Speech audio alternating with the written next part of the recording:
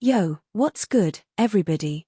Picture this, a crowded bus, the kind where every seat's taken, and the air's thick with that mix of sweat, perfume, and impatience. It's a regular day in the city, people minding their own business, scrolling on their phones or staring out the window, trying to get through the grind. But in the middle of all that ordinary, something extraordinary is about to go down. A young black teen, just trying to get home after a long day, makes a choice that's about to flip his life upside down. He sees a pregnant white woman struggling to stand, and without a second thought, he gives up his seat. It's a small act of kindness, right? Something most of us would do. But what happens next? She hands him a note, a single piece of paper that's gonna change everything. What's in that note? Why did she give it to him? And what does it mean for this kid's future? Stick around, because this story's got heart, it's got twists, and it's gonna leave you wondering what's coming next. Let's set the scene. It's late afternoon, the sun's dipping low, casting that golden glow over the city streets. The bus is packed, and I mean packed. You've got folks standing in the aisles, some holding onto the rails, others just trying not to fall over every time the driver hits the brakes. Our guy, let's call him Jaden, is sitting near the back. He's 17, tall, lanky, with a faded backpack slung over one shoulder. He's got his earbuds in, listening to some lo-fi beats, just trying to zone out after a long day at school. Jaden's the kind of kid who keeps to himself, doesn't make waves, but he's got a good heart. Grew up in a neighborhood where you learn quick to keep your head down and your guard up, but he's not hardened by it. He's still got that spark, that belief that things can get better, even if life hasn't always been kind to him. Today, though, he's just tired, ready to get home, maybe play some video games or help his little sister with her homework. Then he notices her. She's standing a few feet away, one hand gripping the pole, the other resting on her belly. She's pregnant, maybe 7 or 8 months along, and you can tell she's struggling. Her face is flushed, her breathing a little heavy, and the way she's shifting her weight says her feet are killing her. Nobody else seems to notice, or maybe they just don't care. The bus is full of people, all caught up in their own worlds. Jaden pulls out one earbud, glances around, and realizes he's probably the only one who's gonna do something about it. So he does. He stands up, taps her shoulder, and offers her his seat. Simple, right? Just a kid being decent. She looks at him, surprised, maybe even a little hesitant, but she smiles and says, "Thank you, sweetheart." Her voice is soft, tired, but there's something warm in it, something that sticks with Jaden as he moves to the back of the bus, standing now, holding onto the strap. Now, this woman, let's call her Sarah, she's not what you'd expect. She's in her early 30s, blonde hair pulled back in a messy bun, wearing a plain jacket and jeans that don't scream money or status. But there's something about her, something in the way she carries herself, that says she's been through some stuff. Maybe it's the faint lines around her eyes or the way her smile doesn't quite reach them. She sits down, lets out a sigh of relief, and for a moment, it's just another day on the bus. Jaden's back to his music, the bus keeps rolling, and life seems normal. But then, Sarah reaches into her bag. She pulls out a small notebook, scribbles something quick, tears out the page, and folds it neatly. She looks back at Jaden, catches his eye, and beckons him over. He's confused, maybe even a little wary. Strangers don't just hand you notes, right? But he walks over, and she presses the paper into his hand. "Read it later," she says, her voice low, almost like she's sharing a secret. And just like that, the bus pulls up to her stop, and she's gone, disappearing into the crowd. Jaden's left standing there, the folded note burning a hole in his pocket. He doesn't open it right away. Part of him wants to, but another part's like, what's this about? He's not dumb, he knows people don't just hand out notes for no reason. His mind's racing with possibilities. Is it a thank you? A phone number? A warning? He's seen enough in his neighborhood to know that sometimes kindness comes with strings attached. But something about Sarah's eyes, that quiet intensity, tells him this isn't just some random gesture. He tucks the note deeper into his pocket, promising himself he'll read it when he's alone. For now, the bus keeps moving, and so does the story. Let's talk about Jaden for a second. He's not your typical hero, not the kind you see in movies with capes or flashy cars. He's just a kid trying to make it through high school, dodging drama and dreaming of something bigger. His mom works double shifts at the hospital, his dad's not around, and he's got a little sister who looks up to him like his Superman. Money's tight, always has been, but Jaden's got plans. He's good with numbers, wants to study engineering someday, maybe build something that'll make his mom proud. But life's got a way of throwing curveballs, and Jaden's had to learn that the hard way. He's dealt with the stares, the assumptions, the way some people cross the street when they see him coming. He's used to it, but it still stings. So when he gave up his seat, it wasn't just about being polite, it was about proving something, even if just to himself. That is more than what people think they see. Now, back to that note. Jaden gets home, drops his backpack on the floor, and finally pulls it out. His sister's in the next room watching cartoons, and the apartment smells like the spaghetti his mom left in the fridge. He sits on his bed, unfolds the paper, and stares at the words. It's not a long message, but it's enough to make his heart skip a beat. The handwriting's neat, deliberate, like Sarah thought hard about every word. And what it says? Man, it's the kind of thing that could change everything or ruin it. Jaden's not sure which. His first instinct is to tell someone, maybe his best friend Marcus, but something stops him. This feels personal, like it's meant for him and him alone. He reads it again, trying to make sense of it, but the words just raise more questions than answers. Who is this woman? Why him? And what's he supposed to do next? Here's where things get interesting. Jaden's not the only one who noticed Sarah on that bus. There's someone else, someone who's been watching her for a while. Not in a creepy stalker way, but with purpose, like they're waiting for something. This guy, let's call him Carter, is sitting a few rows back, blending in with the crowd.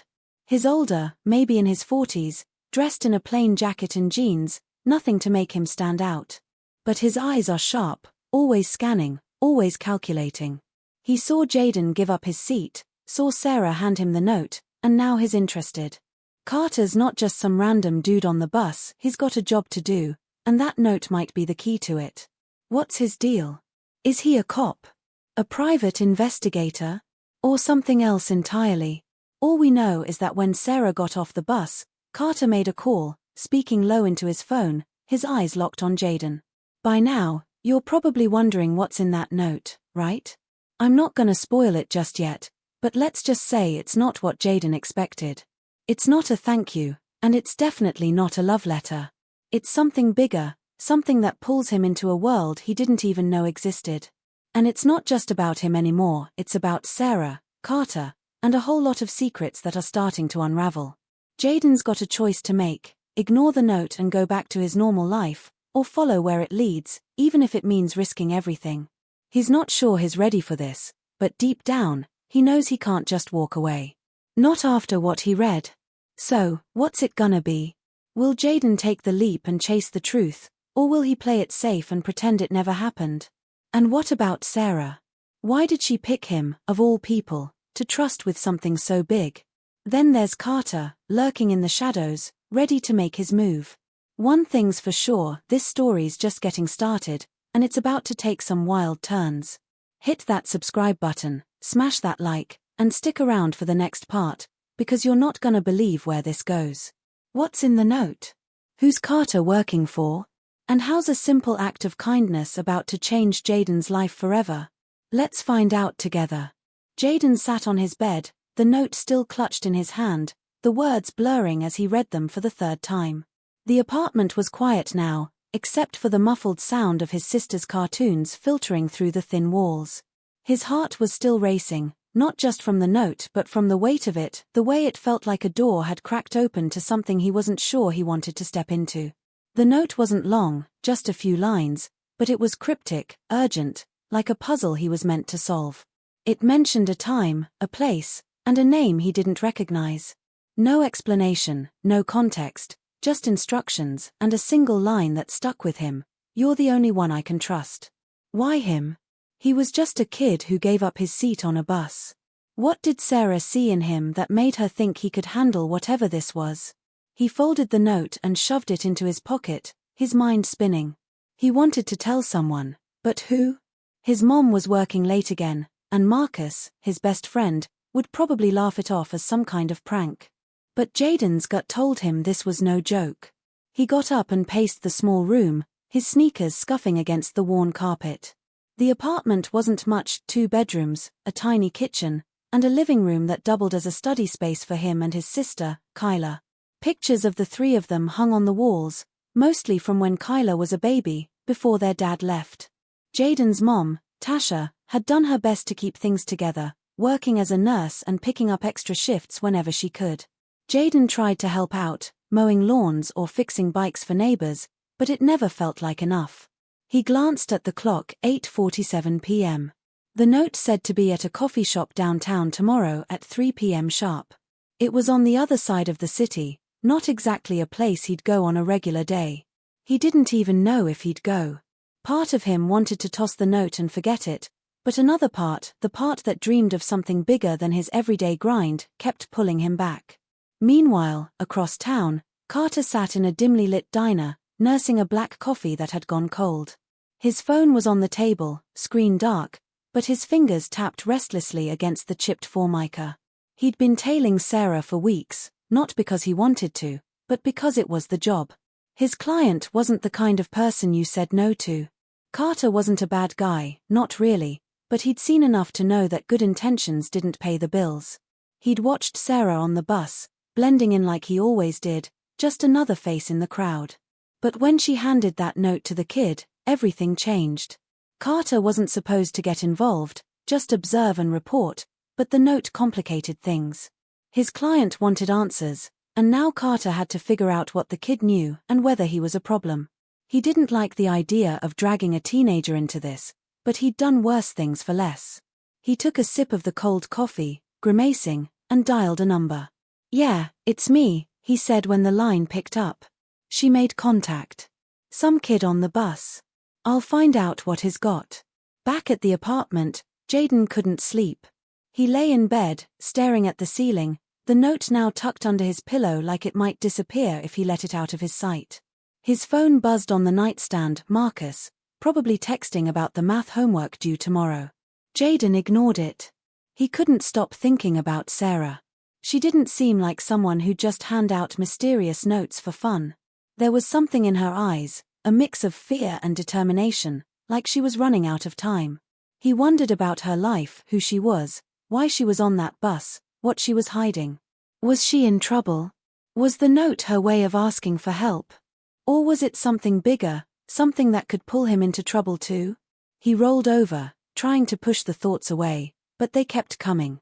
By 2 a.m., he was still awake, the note's words echoing in his head: "You're the only one I can trust."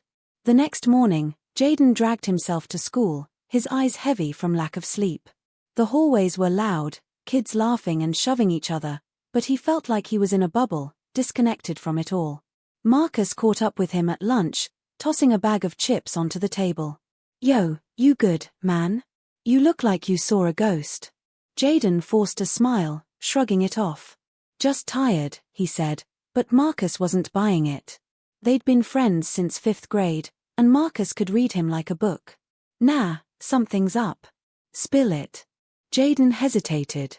He wanted to tell Marcus about the note, about Sarah, about the weird feeling he couldn't shake, but the words wouldn't come.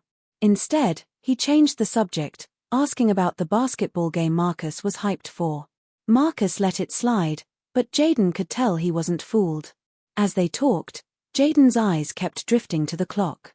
It was 12:30 p.m. 2.5 hours until the time on the note. He still hadn't decided if he'd go. Sarah, meanwhile, was holed up in a small apartment on the edge of the city. The place was sparse, just a mattress, a folding chair, and a duffel bag stuffed with clothes. She sat on the floor, her back against the wall, staring at her phone. She hadn't slept either, not since the bus. Giving Jaden the note was a risk, maybe the biggest she'd ever taken, but she didn't have a choice. Time was running out, and she needed someone, anyone, who wasn't already tangled up in her mess. Jaden's face kept flashing in her mind, the way he'd looked at her when he offered his seat. There was something about him, something genuine, that made her believe he could handle it. Or maybe she was just desperate. Either way, it was done. Now she just had to hope he'd show up and that he'd keep his mouth shut. She glanced at the window, half expecting to see someone watching her. She'd been careful, but careful wasn't always enough. Carter, on the other hand, was already on the move. He'd done some digging overnight, pulling up what he could on Jayden. It wasn't much, just a high school kid, no record, no red flags. But Carter knew better than to underestimate anyone. He'd seen too many nobodies turn out to be key players in games they didn't even know they were playing. He parked his car across from Jayden's school, watching the kids pour out at the end of the day. His phone buzzed with a text from his client, "Find the note. Don't let it get out." Carter sighed, rubbing his temples. This job was supposed to be simple: follow Sarah, report her moves, stay out of sight. But now there was a kid involved, and Carter hated complications. He spotted Jayden leaving the school, his backpack slung over one shoulder, head down like he was deep in thought. Carter started the car, keeping his distance. He'd follow the kid, see where he went, and figure out his next move from there. Jayden, oblivious to the car trailing him, walked toward the bus stop, his mind still wrestling with the note. The coffee shop was about 30 minutes away by bus, and he'd have to skip his last class to make it on time. Part of him felt crazy for even considering it. What if it was a scam? Or worse, what if it was dangerous? He'd heard stories, kids getting mixed up in stuff they couldn't handle, ending up in places they couldn't come back from. But then he thought about his mom, working herself to the bone, and Kyla, who deserved better than the life they had. What if the note was a chance at something more? What if it was his shot to make a difference? He checked his phone, 2:15 p.m. If he was going, he had to decide now. He stood at the bus stop, the note in his pocket feeling heavier than ever, and watched the bus pull up. One step, and he'd be on his way to the coffee shop. One choice, and there'd be no going back. As the bus doors hissed open, Jayden's phone buzzed again. Another text from Marcus: "You sure you're good? Hit me up if you need me." Jayden stared at the screen, his thumb hovering over the reply button. He could tell Marcus everything, get his advice, maybe even ask him to come along. But the note's words echoed again: "You're the only one I can trust." He slipped the phone back into his pocket, took a deep breath, and stepped onto the bus. The doors closed behind him, and the city blurred past the windows, carrying him toward a meeting that could change everything or end in disaster. Carter's car followed at a distance, its headlights cutting through the afternoon haze. Sarah waited in her apartment, her fingers tracing the edge of her phone, hoping she hadn't made a terrible mistake. And Jayden, sitting alone on the bus, felt the weight of the note pulling him deeper into a mystery he wasn't sure he could solve. The bus rumbled through the city, its engine groaning as it hit every pothole. Jayden sat near the back, his hands stuffed in his pockets, fingers brushing against the folded note. The words were burned into his brain now: a time, a place, a name he didn't know, and that one line: "You're the only one I can trust." He stared out the window, watching the storefronts and pedestrians blur by, but his mind was elsewhere. What was he walking into? The coffee shop was in a part of town he rarely visited: fancy boutiques, overpriced cafes, people who looked like they had money to burn. It wasn't his world, and that made him nervous. He shifted in his seat, the weight of his decision pressing harder with every stop. He could still get off, head home, pretend this never happened. But every time he thought about bailing, he saw Sarah's face, those tired, desperate eyes, and something told him she needed him. Or maybe he needed this, a chance to be more than just a kid from the block. Carter's car trailed two vehicles behind the bus, his hand steady on the wheel. He'd done this kind of thing 100 times: follow someone, blend in, don't get noticed. But today felt different. The kid, Jayden, wasn't like the usual marks he tailed. He was just a teenager, probably clueless about what he'd stumbled into. Carter's client hadn't given him much to go on, just that Sarah was hiding something big, something worth paying for. The note was the key, and Carter needed to know what it said. He didn't want to hurt the kid, that wasn't his style, but if Jayden got in the way, Carter would do what he had to. His phone buzzed again, another text from his client: "Don't lose him. We need that note." Carter muttered under his breath, annoyed at the pressure. He wasn't some errand boy, but the money was good, and he wasn't in a position to ask questions. Not yet. Across town, Sarah paced her tiny apartment, her sneakers scuffing the bare floor. The place smelled faintly of mildew, and the single window let in just enough light to make it feel lonelier.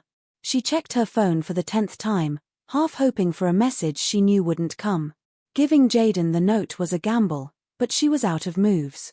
She'd been running for months, staying one step ahead of people she couldn't afford to cross. It wasn't just about her anymore, there was her unborn baby to think about, and the life she wanted for them. The note was her last shot, a way to pass the torch to someone who didn't even know the game they were playing. She stopped pacing, her hand resting on her belly as she felt a faint kick. "It's gonna be okay," she whispered, more to herself than anyone else. But the truth was, she wasn't sure. If Jaden didn't show up, or worse, if he told the wrong person, it could all come crashing down. Back on the bus, Jaden's phone buzzed again. He pulled it out, expecting another text from Marcus, but it was his mom. "Home by 6, Jay. Kyla needs help with her math."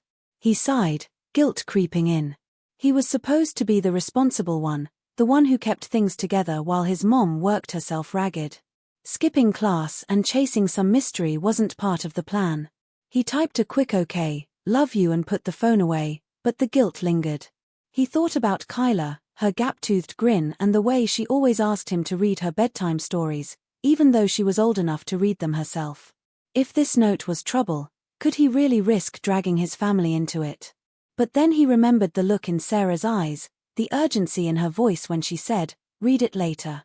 He couldn't shake the feeling that this was bigger than him, that it mattered. The bus pulled up to the stop near the coffee shop, and Jaden's stomach twisted. He stood, slinging his backpack over his shoulder, and stepped off into the bustling street. The air was cooler here, the vibe different, people in suits, fancy cars, the kind of place where he felt out of place. The coffee shop was just across the street, its big windows glowing with warm light. He could see people inside, sipping lattes, typing on laptops, living lives that felt a million miles from his own. He checked his phone, 2:58 p.m. 2 minutes to go. His heart pounded as he crossed the street, scanning the crowd for Sarah. Was she already inside? Would she even show? He pushed open the door, the bell jingling above him, and stepped into the hum of conversation and the smell of roasted coffee beans. Carter parked a block away, watching Jaden enter the coffee shop. He didn't follow, not yet. Too many eyes, too much risk of being seen. Instead, he pulled out a small notebook and jotted down the time and location. His client would want details, and Carter was nothing if not thorough. He leaned back in his seat, his mind turning over the possibilities. If the kid met Sarah, that was one thing. If he didn't, that was another. Either way, Carter needed to get his hands on that note before it caused any more problems. He thought about his client, a man he'd only met once, in a dimly lit office that smelled of cigar smoke. The guy hadn't given a name, just a job and a paycheck. Carter didn't like working blind, but he'd learned long ago to keep his curiosity in check. Still, something about this job felt off, like there were pieces he wasn't seeing. Inside the coffee shop, Jaden scanned the room. No Sarah. He felt a mix of relief and disappointment, like maybe he'd dodged a bullet but missed a chance at something big. He ordered a cheap coffee to blend in, his hands shaking slightly as he handed over a crumpled $5 bill. The barista barely looked at him, just slid the cup across the counter and moved on to the next customer. Jaden found a table near the window, his eyes flicking between the door and the clock. 3:02 p.m. She was late. Or maybe she wasn't coming. He sipped the coffee, wincing at the bitter taste, and pulled the note from his pocket. He didn't unfold it, not here, not with so many people around, but just holding it made his pulse race. What if this was a setup? What if Sarah wasn't who she seemed? He thought about his mom again, about Kyla, about the life he wanted for them. Was it worth the risk? Sarah, meanwhile, was a few blocks away, her heart sinking as she realized she couldn't make it. She'd planned to be at the coffee shop, but a phone call had changed everything. It was from an old friend, someone she hadn't spoken to in years, someone who knew too much about her past. The conversation had been short, tense, and left her with a sick feeling in her gut. She couldn't risk being seen, not now. She'd hoped Jaden would understand, that he'd follow the note's instructions even without her there to explain. She pulled her jacket tighter, glancing over her shoulder as she slipped into a crowded market, trying to lose herself in the chaos. She didn't know Carter was watching her, didn't know he'd already clocked her leaving her apartment. All she knew was that she was running out of time, and Jaden was her only hope. Back at the coffee shop, Jaden's phone buzzed again. This time, it wasn't Marcus or his mom, it was a number he didn't recognize. The text was short, "Don't leave." Wait. His stomach dropped. Was it Sarah? Or someone else? He looked around, half expecting to see someone staring at him, but everyone seemed wrapped up in their own worlds. He typed a quick "Who is this?" but didn't hit send. Instead, he shoved the phone back in his pocket, his mind racing. The note, the coffee shop, the text, it was all starting to feel like a trap. But he couldn't leave, not yet. He took another sip of coffee, his eyes locked on the door, waiting for anything to happen. Carter, still outside, got a call. His client's voice was low, urgent. "The kid's at the coffee shop. Sarah's not there. Find out what he knows." Carter nodded, even though no one could see him. He didn't like this, didn't like being in the dark, but he'd do the job. He stepped out of the car, pulling his cap low, and headed toward the coffee shop. Jaden was inside, alone, and Carter needed answers. As he crossed the street, the tension in the air felt thicker, like the whole city was holding its breath. Something was coming, and Jaden was right in the middle of it, whether he wanted to be or not. Jaden's coffee had gone cold, the paper cup sweating in his hand as he sat at the small table by the window. The coffee shop buzzed around him, the clink of cups and low hum of conversation blending into a background noise that felt oddly distant.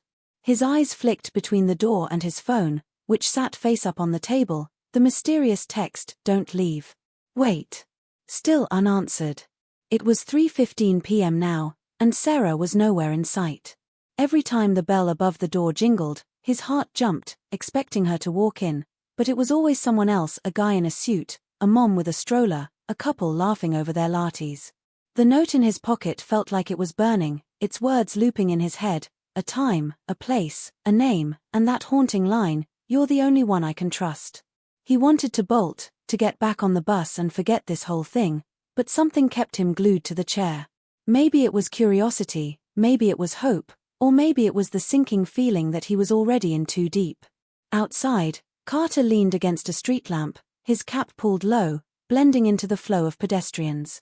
He'd been watching the coffee shop for 10 minutes, noting every face that went in or out.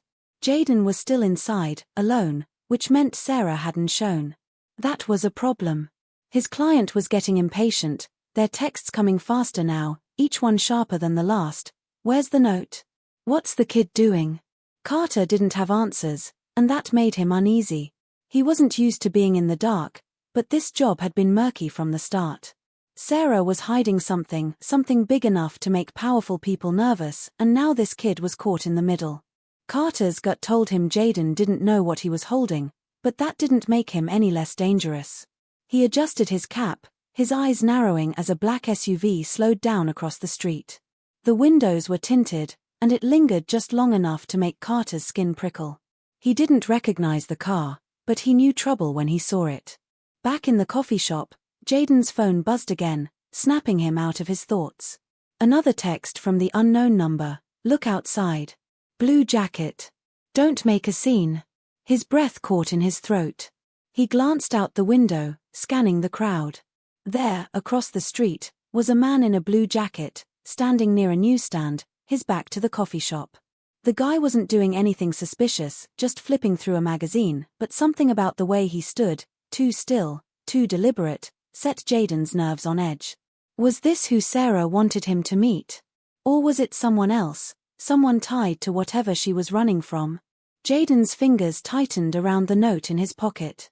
He hadn't unfolded it since he got here, but he could feel its weight, like it was pulling him toward something he wasn't ready for. He typed a reply, "Who are you?" and hit send, his heart pounding as he waited for a response. Sarah, meanwhile, was weaving through the crowded market a few blocks away, her pulse racing. The call from her old friend had spooked her, stirring up memories she'd tried to bury. She'd thought she could slip away, stay under the radar, but now she wasn't so sure. The market was a maze of stalls and shouting vendors, the air thick with the smell of grilled meat and spices, but she couldn't shake the feeling that she was being watched. She pulled her hood up, keeping her head down as she moved deeper into the crowd. Her phone was off now, she couldn't risk it, but she kept picturing Jayden at the coffee shop, waiting, wondering why she hadn't shown. She hated leaving him hanging, but that call had changed everything. Her friend's voice had been laced with panic, warning her about people closing in, people who knew about the note. Sarah's hand rested on her belly, the faint movement of her baby grounding her for a moment. She had to keep going, for them both, but every step felt like it was leading her closer to a cliff. Carter's phone vibrated in his pocket, another message from his client, "Get the note. Now." He cursed under his breath, his eyes flicking to the black SUV, which was still idling across the street. He didn't like this, too many variables, too many unknowns. He'd been hired to follow Sarah, not to play cleanup with some kid, but orders were orders. He pushed off the street lamp, his boots scuffing the pavement as he started toward the coffee shop. That's when he noticed the man in the blue jacket. The guy was subtle, but Carter was trained to spot subtle. The way he held the magazine, not really reading it, the way his eyes kept darting toward the coffee shop, it was all wrong. Carter slowed his pace, his hand slipping into his jacket pocket, where his fingers brushed the handle of a small knife. Not his first choice, but it was there if he needed it. He didn't know who Blue Jacket was working for, but he was starting to think his client wasn't the only one after the note. Inside, Jayden's phone lit up with a new text, "Leave the note on the table. Walk away." His stomach dropped. This wasn't Sarah, her voice on the bus had been soft, urgent, not cold and demanding like this. He looked outside again, but Blue Jacket was gone, the newsstand empty. His heart raced as he scanned the coffee shop, half expecting someone to be staring him down, but everyone seemed normal, too normal, maybe. The barista was steaming milk, a guy in the corner was typing on his laptop, an older woman was reading a book. Jayden's eyes landed on a man sitting near the back, his face half hidden by a baseball cap. The guy wasn't looking at him, but something about the way he sat, his shoulders tense, made Jayden's skin crawl. Was that Carter? Or someone else entirely? He shoved the phone in his pocket, his mind screaming at him to leave, but his legs wouldn't move. The note was still in his hand, and he wasn't about to let it go. Sarah ducked into an alley, her breath coming in short gasps. The market's noise faded behind her, replaced by the hum of traffic and the distant wail of a siren. She leaned against the brick wall, trying to steady herself. The note was her last card to play, a piece of information she'd stumbled across months ago, something that could bring down people with more power than she'd ever had. She'd meant to pass it to someone she trusted, someone who could do something with it, but trust was hard to come by these days. Jayden was a shot in the dark, a kid who'd shown her kindness when she needed it most. She didn't know if he'd understand the note, let alone act on it, but she'd seen something in him, a spark, a goodness, that made her believe he could. Now, though, she was second-guessing everything. What if she'd put him in danger? What if they were already watching him? She pulled out a burner phone, hesitating before typing a quick message to Jayden, "Don't trust anyone. Stay safe." She hit send, then tossed the phone into a dumpster, her hands shaking. Carter was almost at the coffee shop door when he saw Blue Jacket again, this time slipping into an alley across the street. His instincts kicked in, and he veered off, following at a distance. Whoever this guy was, he wasn't with Carter's client, that much was clear. The SUV was still there, its engine idling, and Carter's gut told him things were about to get messy. He sent a quick text to his client, "Complications. Other players involved." The reply came almost instantly, "Handle it." Carter's jaw tightened. He didn't sign up for this, but he wasn't about to back out now. He glanced back at the coffee shop, where Jayden was still visible through the window, his face tense as he stared at his phone. Carter had a choice to make, go after Blue Jacket or stick with the kid. Either way, time was running out. Jayden's phone buzzed with Sarah's message, and his blood ran cold. "Don't trust anyone. Stay safe." He looked around the coffee shop again, his heart hammering.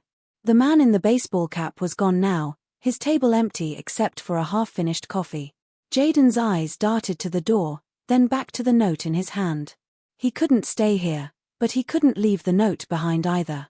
He stood, shoving it back in his pocket, and headed for the door, his steps quick but not panicked.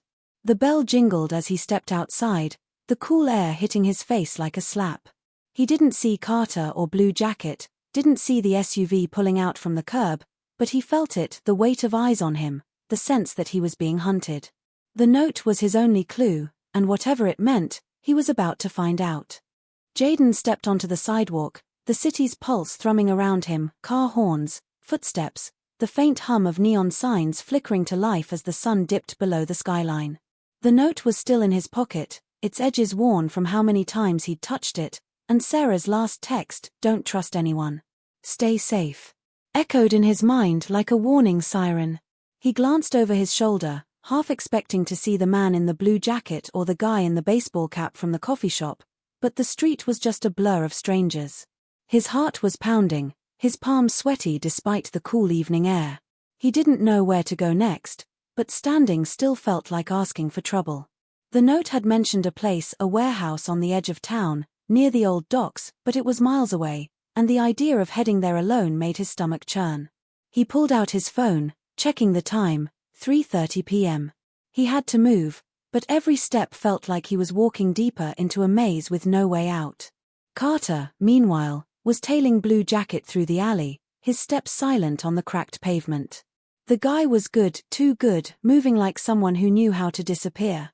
Carter's hand hovered near the knife in his pocket, not because he wanted to use it, but because he didn't trust this situation. The black SUV he'd spotted earlier was gone, but that didn't ease the tightness in his chest. His client's last message, "Handle it," was a clear warning. No mistakes, no loose ends. Carter wasn't sure who Blue Jacket was working for, but he was starting to suspect this job was bigger than he'd been told.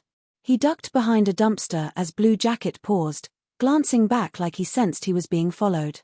Carter held his breath, waiting until the guy moved on, then slipped out to keep pace. Whoever this was, they were after the same thing Carter was, the note, and that meant Jaden was in more danger than he realized.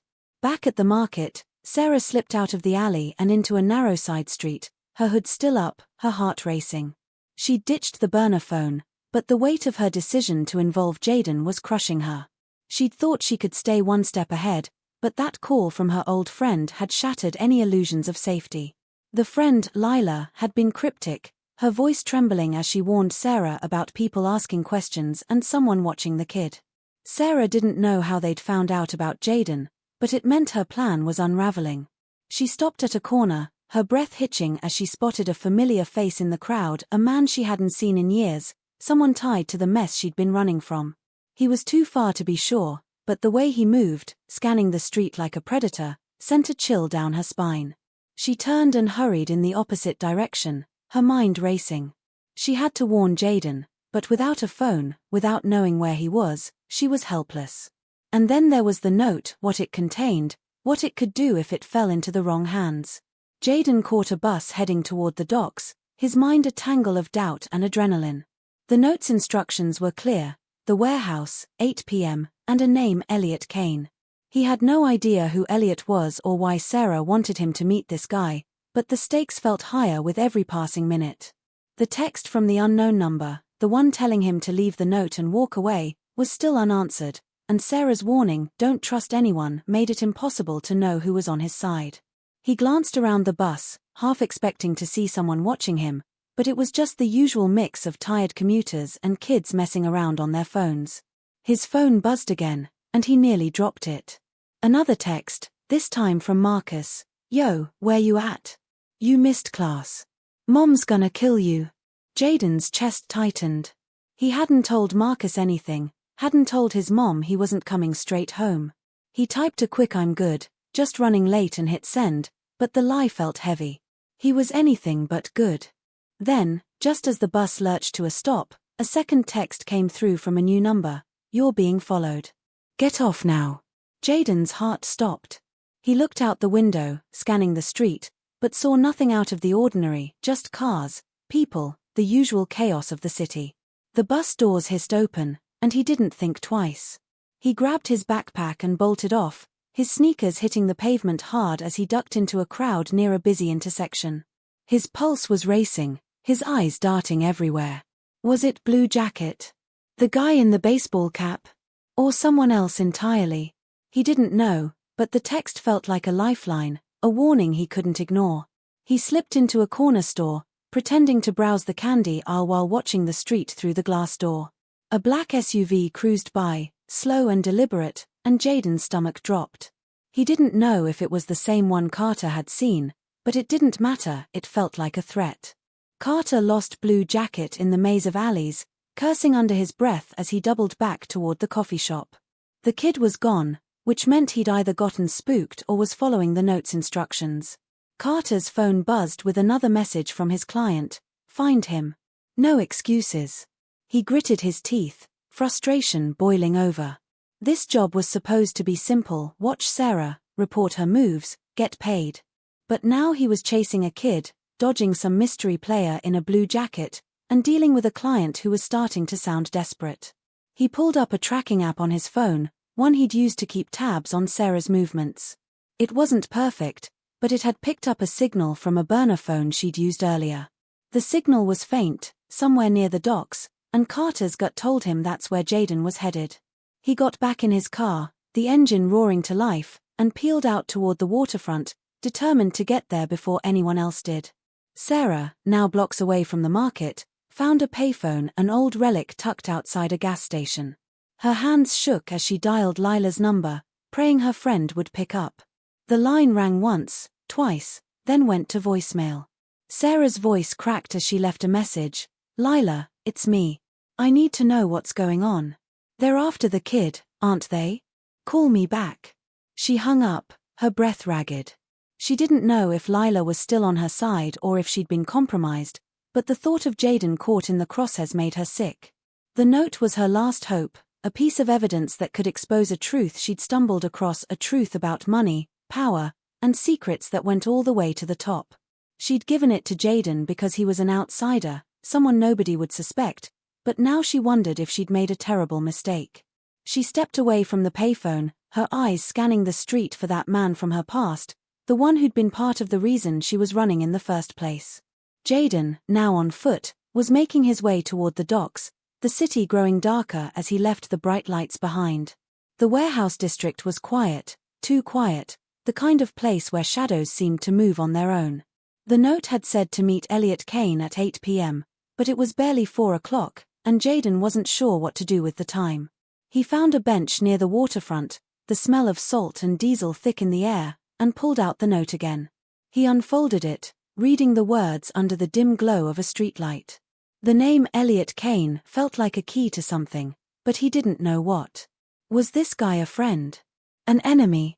Someone Sarah trusted, or someone she was setting him up to face? His phone buzzed again, and he flinched. Another text from the new number: "You're close. Be careful." He looked around, his heart in his throat, but the street was empty except for the faint sound of tires on gravel, growing louder. The black SUV was back, its headlights cutting through the dusk, and Jaden knew he was out of time. Jaden's breath caught as the black SUV's headlights pinned him in their glare, the gravel crunching under its tires like a low growl. The warehouse district was a ghost town, the only sounds the distant lapping of water against the docks and the thud of his own heartbeat. He clutched the note in his pocket, its words: "Warehouse 17, 8 p.m., Elliot Kane. You're the only one I can trust," feeling like a lifeline and a curse. It was only 4:15 p.m., hours before the meeting time, but the SUV's presence screamed danger. He ducked behind a rusted shipping container, his sneakers skidding on the damp pavement. The vehicle slowed, its engine idling, and Jaden peeked out, his stomach twisting as two men stepped out. One was tall, broad-shouldered, his face shadowed by a hood. The other was the man in the blue jacket from the coffee shop, his movements sharp and deliberate. Jaden's phone buzzed, but he didn't dare check it, not now, not when he could feel the walls closing in. Carter, parked a block away, watched the SUV through narrowed eyes. He'd followed the signal from Sarah's burner phone to the docks, but the scene unfolding was worse than he'd expected. Blue Jacket was here, and he wasn't alone. Carter's client had been clear: get the note, no matter what. But now, with multiple players in the game, Carter was starting to question whose side he was really on. He slipped out of his car, keeping low, his hand resting on the knife in his pocket. The kid was out there, somewhere, and Carter needed to find him before Blue Jacket did. He moved silently, sticking to the shadows of the warehouses, his mind racing. The note was the key to everything, a piece of evidence Sarah had stumbled across, something that could expose a network of corruption tied to the city's elite. Carter didn't know the details, but he knew enough to realize this wasn't just about money anymore. It was about power, and people would kill to keep it. Sarah, meanwhile, had made it to the edge of the warehouse district, her lungs burning from running. She'd found another payphone and tried Lila again, but the line was dead. Panic clawed at her chest as she realized how deep she'd dragged Jaden into this. The note wasn't just a message, it was a map, a set of coordinates and a name that pointed to a truth she'd uncovered months ago, a scandal involving city officials, dirty money, and a cover-up that went all the way to the top. She'd given it to Jaden because he was clean, unconnected, someone nobody would suspect. But now, with men like Blue Jacket closing in, she feared she'd signed his death warrant. She spotted the black SUV near Warehouse 17 and froze, her hand instinctively going to her belly. She couldn't go back, but she couldn't leave Jaden to face this alone. Taking a deep breath, she started toward the warehouse, her heart pounding with every step. Jaden's phone buzzed again, the vibration loud in the silence. He risked a glance, another text from the unknown number. "Run. They're here." His blood ran cold. He didn't know who they were, but the SUV and the two men were enough to make him believe it. He crept along the side of the container, his eyes locked on the men as they scanned the area, their voices low and urgent. Blue Jacket pulled out a phone, speaking quickly, and Jaden caught the words kid and note. His heart sank. They were after him, and they knew about the note. He had to get to Warehouse 17, find Elliot Kane, and figure out what Sarah wanted him to do. But the men were between him and the warehouse, and the open ground offered no cover. He took a shaky breath, his mind racing for a plan, when a hand grabbed his shoulder from behind. He spun around, fists up, ready to fight, but it was Sarah. Her face was pale, her eyes wide with fear. "Jaden, thank God," she whispered, her voice barely audible. "You shouldn't be here." He opened his mouth to argue, but she cut him off. "Listen, the note, it's not just a message. It's proof, something people will kill for. You need to get it to Elliot Kane. He's a reporter, someone who can get it out there." Jaden's head spun. A reporter. Proof. He pulled the note from his pocket, his hands trembling. "Why me?" he asked, his voice cracking. Sarah's eyes softened, but there was no time for explanations. "Because you're good, Jaden. I saw it on the bus. I had to trust someone, and it was you." Before he could respond, a shout cut through the air. Blue Jacket had spotted them. Carter saw it all from the shadows, the kid, Sarah, Blue Jacket, and the other man closing in. His client's orders echoed in his head, but something else was tugging at him now, a memory of a time when he'd had a choice to do the right thing and didn't. He was tired of being a pawn. He stepped out, his voice loud enough to carry. "Hey," he shouted, drawing Blue Jacket's attention. The man in the blue jacket turned, his hand going to his waist, but Carter was faster. He didn't draw the knife, instead, he raised his hands, palms out. "Kid, run. Get to the warehouse." Jaden hesitated, his eyes darting between Carter and Sarah, but Sarah grabbed his arm. "Go," she urged, pushing him toward the warehouse. Jaden sprinted, the note clutched in his hand, as Blue Jacket and the other man started after him. The warehouse loomed ahead, its rusted doors barely visible in the fading light. Jaden's legs burned as he ran, his breath coming in gasps. He could hear footsteps behind him, too close, and the roar of the SUV's engine as it swung around to cut him off. He reached the door, yanking it open, and stumbled inside, the cavernous space swallowing him in darkness. The air was thick with dust and the smell of old metal. He fumbled for his phone, using its light to scan the room. "Elliot," he called, his voice echoing off the walls. No answer. His heart sank. Had he come all this way for nothing? Then, a figure stepped out from behind a stack of crates, a man in his 40s with tired eyes and a notepad in his hand. You Jaden? He asked, his voice low but steady. I'm Elliot Kane. Jaden thrust the note toward him, his hands shaking. Sarah sent me. She said you'd know what to do. Outside, chaos erupted. Carter was grappling with Blue Jacket, the two men locked in a struggle as the SUV screeched to a stop. Sarah had vanished into the shadows, her heart pounding as she tried to draw the second man away from Jaden. Inside the warehouse, Elliot read the note, his face going pale. This is bigger than I thought, he muttered, tucking it into his pocket. It's evidence of a money laundering scheme, names, dates, accounts enough to bring down half the city council. Jaden's eyes widened. What do we do? He asked, his voice barely a whisper. Elliot grabbed his arm, pulling him toward a back exit. We get this to my editor, now. But we need to move, they're not gonna let this go. Just as they reached the exit, the warehouse door crashed open, and Blue Jacket stormed in, his face twisted with rage. Carter was on the ground outside, blood trickling from his lip, but he'd bought them enough time. Jaden and Elliot bolted through the exit, the night air hitting them like a wave. They ran toward the docks, the sound of pursuit close behind. Jaden's mind was reeling. This wasn't just about him or Sarah anymore. It was about exposing a truth that could change everything. They reached a small boat tied to the pier, Elliot's backup plan. Get in, he shouted, untying the ropes. Jaden jumped aboard, his heart racing as the engine sputtered to life. Blue Jacket was closing in, but the boat pulled away, the water churning behind them. As the city lights faded, Jaden thought it was over, they'd made it, the note was safe, and the truth would come out. But then, Elliot's phone buzzed. He glanced at it, his face going ashen. What? Jaden asked, dread creeping in. Elliot turned the screen toward him, a message from an unknown number. You think you've won? Check the note again. Jaden's heart stopped. He reached into his pocket, but the note was gone. Elliot had it. Or did he? Jaden's eyes flicked to the reporter, a sudden chill running through him. What if Sarah's warning, don't trust anyone, included Elliot? The boat rocked on the water, the city shrinking in the distance, and Jaden realized the real twist. The note he'd given Elliot wasn't the original. He'd swapped it with a blank piece of paper back at the warehouse, a gut instinct he couldn't explain.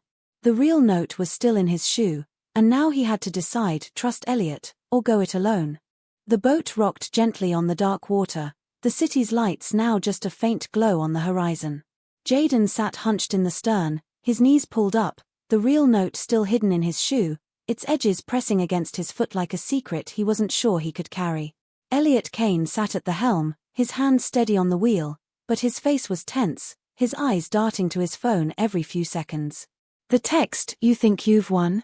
Check the note again. Hung between them like a storm cloud. Jaden's heart hadn't stopped racing since he'd realized he'd swapped the note in the warehouse, a split-second decision driven by Sarah's warning, don't trust anyone. He studied Elliot, the reporter's tired eyes and clenched jaw, and wondered if he'd made the right call.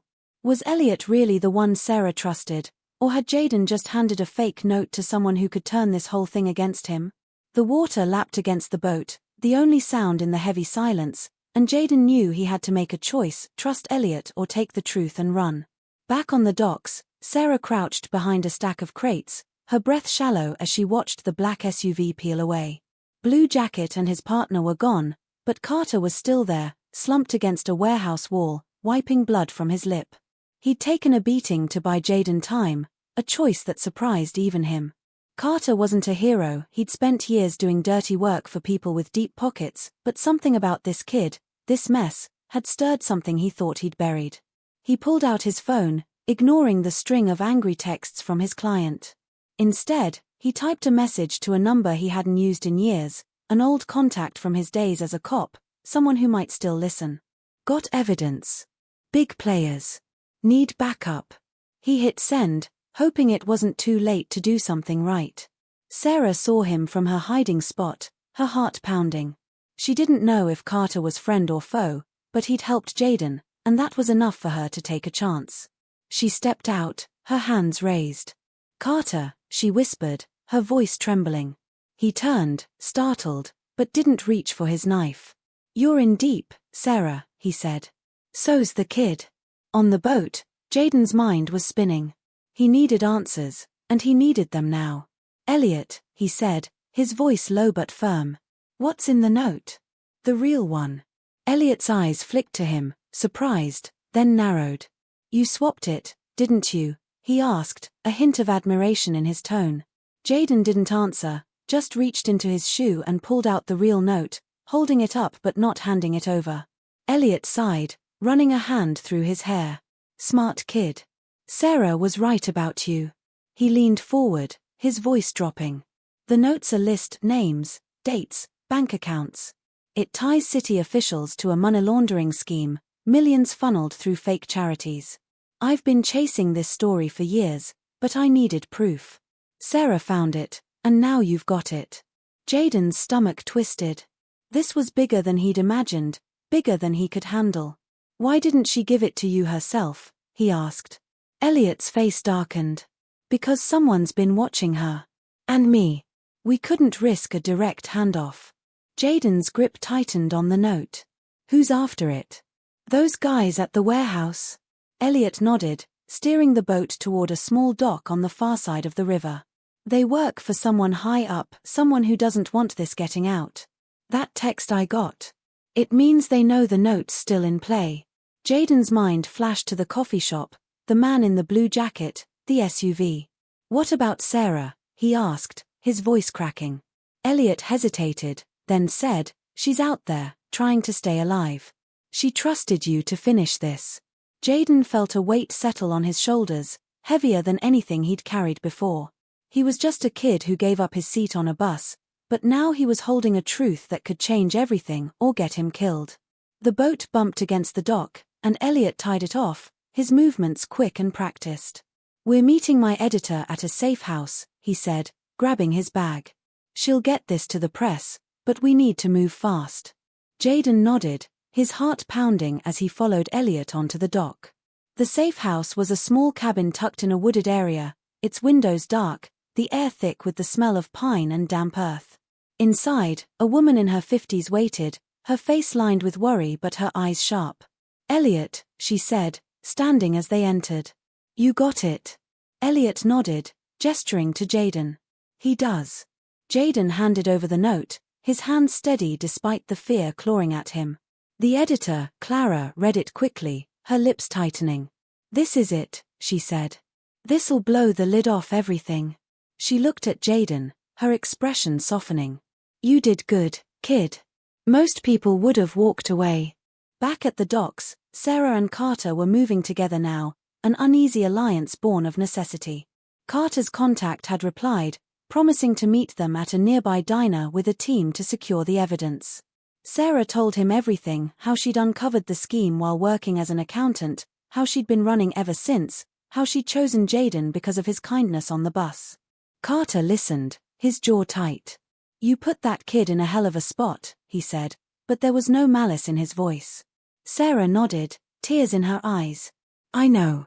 But I didn't have anyone else. They reached the diner, slipping into a booth in the back. Carter's contact arrived, a woman in plain clothes, her badge tucked away but her authority clear. You've got proof? She asked. Sarah nodded, explaining about Jaden and the note. The woman's eyes narrowed. We'll need to move fast.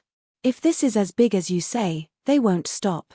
At the safe house, Clara was already typing, her laptop screen glowing as she drafted the story that would expose the scandal. Jaden sat across from her, his mind still reeling. He thought about his mom, Kyla, the life they'd been scraping by in. This wasn't his fight, but it had become his story. What happens now? He asked. Clara looked up, her fingers pausing. We publish. The truth comes out, and the people named in that note will face justice. But it won't be easy. They'll come after you, Jaden. You need to be ready. He nodded, the weight of her words settling in. He thought about Sarah, out there somewhere, and hoped she was safe. He thought about Carter, the man who'd risked everything to give him a chance to run. And he thought about the note, now in Clara's hands, ready to change the city. But then, the final twist hit. As Clara saved her draft, a phone rang, not hers, not Elliot's, but Jaden's. He pulled it out, his heart stopping as he saw the number, His mom's. He answered, his voice shaky. Mom. There was a pause, then a voice that wasn't hers, a man's, low and cold. You've got something we want, kid. The real note. You think you're clever, swapping it. We've got your mom and your sister. Bring the note to the old factory on 5th Street by midnight, or they're done. The line went dead. Jaden's knees buckled, the phone slipping from his hand. Elliot and Clara stared at him, their faces pale. What's wrong? Elliot asked. Jaden's voice was barely a whisper. They've got my family. The room spun. Everything he'd done, the running, the hiding, the trust he'd placed in Elliot, it all came crashing down. The note was safe, the story was ready, but none of it mattered if his mom and Kyla were in danger. Clara grabbed her phone, calling her contacts at the police, but Jaden barely heard her. He was already moving, his mind made up. I'm going, he said, his voice steady despite the fear. Elliot tried to stop him. You can't. It's a trap. But Jaden shook his head. It's my family. I don't have a choice. He slipped out the door, the note still in his shoe, the weight of it heavier than ever. At the diner, Sarah and Carter got the call from Clara, learning about the threat to Jaden's family. Sarah's heart broke, she'd started this, and now it was spiraling out of control. But Carter was already moving, rallying the cop and her team. We'll get them out, he said, his voice firm. Sarah nodded, tears streaming down her face. I'm coming too. They piled into a car, racing toward the factory, knowing they were walking into a fight they might not win. Back at the safe house, Clara hit publish, the story going live to the world. The truth was out, but the cost was still unfolding. Jaden reached the factory just before midnight, the note in his hand, his heart pounding. The building was dark, its windows shattered, the air thick with dust. He stepped inside, calling out for his mom and Kyla. A figure emerged, blue jacket, a cruel smile on his face. You're late, he said, but before he could move, headlights flooded the factory. Carter, Sarah, and the cop burst in, their voices loud, their movements sharp. A standoff ensued, tense and chaotic, but Jaden's eyes found his mom and Kyla, tied up in the corner, safe but scared. In the chaos, he slipped the note to Carter, who passed it to the cop. Blue Jacket lunged, but the team was faster, subduing him as the truth of the note spread online, unstoppable now. As the dust settled, Jaden hugged his mom and Kyla, tears streaming down his face. Sarah approached, her eyes full of gratitude and guilt. I'm so sorry, she whispered. Jaden shook his head. You trusted me. That's enough. The story broke the next day, exposing the corruption, bringing down names that had seemed untouchable. Jaden went back to his life, but he was different now, stronger, braver, a kid who'd faced the impossible and won. The takeaway? One act of kindness, one moment of trust, can change everything. And sometimes, the smallest spark can light up the darkest corners.